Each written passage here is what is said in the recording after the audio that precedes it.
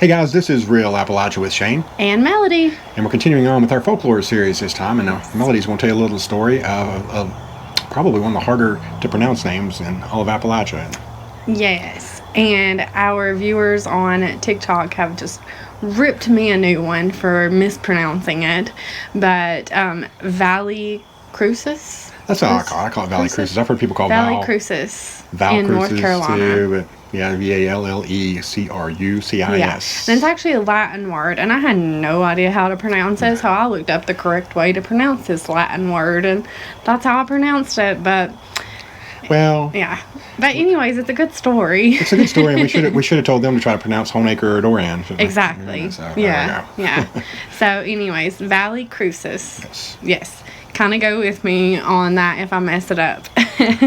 But the story of Valle Crucis is of a demon dog. And it started out in the 1860s when a few people were found that had apparently been killed by some kind of animal attack. And that kind of started out this folklore. So there's different stories. Different people have seen this demon dog, but apparently the most common or the most popular story that's told was by two Appalachian State students. Both boys, I'm not really sure when this was. They were passing through the area and they were going by this church that has a cemetery nearby. It was late one night and they're driving down the road and they see this figure, this dark figure, shadow kind of thing, come out from the cemetery and into the road. So the driver kind of pulled off to the side, kind of had to swerve to miss it, pulled off to the side, stopped, and so the guys I think they actually got out of the car and they see this figure. It comes closer to him, and it is as tall and wide as a man, but it's in dog form.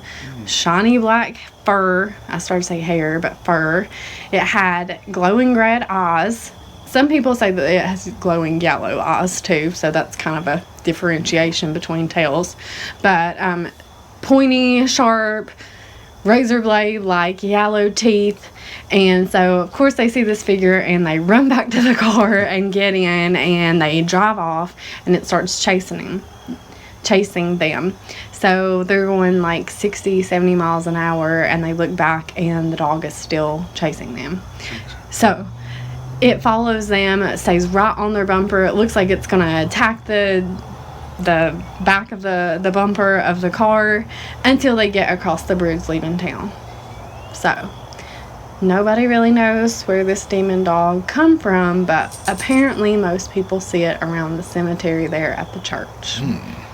Yes. Interesting. And it's funny that we hear a lot of stories about hellhounds, demon dogs, and I don't know what it is, if there's a biblical reference or anything to dogs being evil like that. And this almost sounds like a werewolf. It's what you would hear a werewolf sound like it being really big like that. Yeah. So very creepy. I've actually been to that area of Valle Crucis too, and it's a strange thing because not very far away at all from where that happened, there's another church that there's been all kinds of, like, I think somebody killed themselves, maybe the pastor did. It was something weird.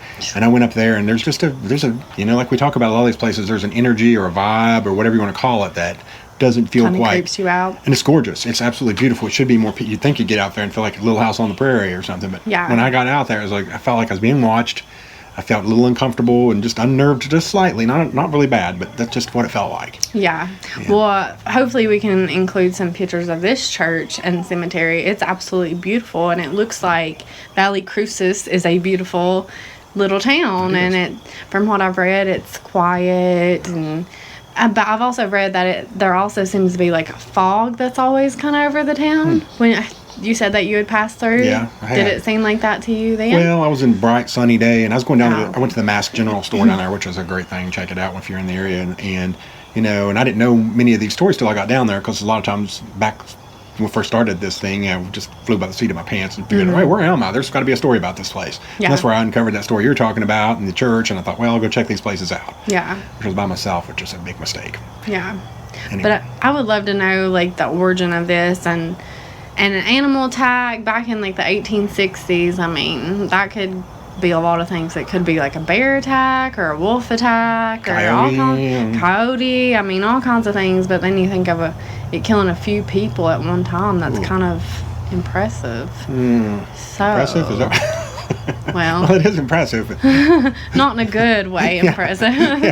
If you're trying to So if you've heard of the origins and maybe why a hellhound would be hanging around this church and cemetery, then tell us about it in the comments. Yeah, if you've heard of anything similar stories, because there's a few of these stories about that involve dogs. There's one in Kingsport, the Rotherwood Mansion, that's got a story about a dog jumps out of a casket and a hellhound, and you know, I'm trying off the top of my head, I think of 3 or 4 of those types of stories, and it's kind of odd.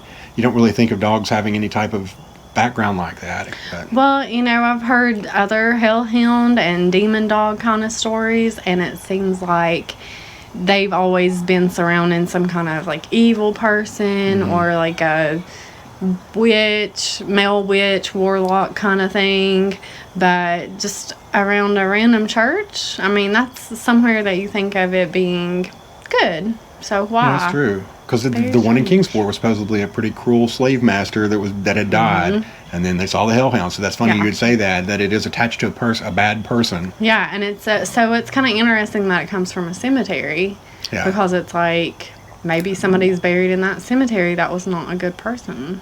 Maybe somebody that had conjured some kind of evil. Well, the thing I learned... Or is that a made-up story? Well... College kids. And that could be or alcohol or whatever else. Back in that day, I guess it was before drugs. But the moral of this story to me is just thank God it was those guys instead of you. Because you just saw a stray dog and it'd be tied up to your tree out here probably.